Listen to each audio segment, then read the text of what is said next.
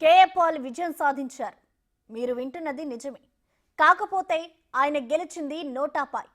Paul ఎన్నికల్లో పోటీ చేసిన ప్రతిసారి నోటాతో పోటీ పడుతుంటారు. ఈసారి కూడా మళ్ళీ నోటాతో పోటీ పడ్డారు కేఏ పాల్. అయితే ఎట్టకేలకు నోటాపై గెలిచేశారు.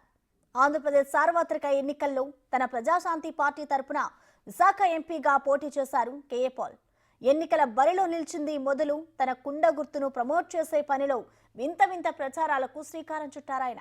ఏదైతేనేం ఈ ఎన్నికల్లో ఆయన ప్రచారంతో ప్రజలు కాస్త ఎంటర్టైన్ కూడా అయ్యారు.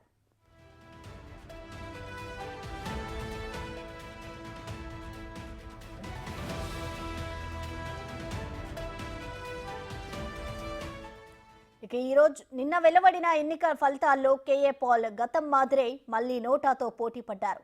విశాఖ పార్లమెంట్ స్థానంలో నోటాకు 5,171 ఓట్లు పోలవక కేఏ పాల్కు 7,529 ఓట్లు పోలయ్యాయి. దీంతో కేఏ పాల్ నోటాపై పైచేయి సాధించినట్లు కాస్త చతురతతో అభివర్ణిస్తున్నారు రాజకీయ విశ్లేషకులు.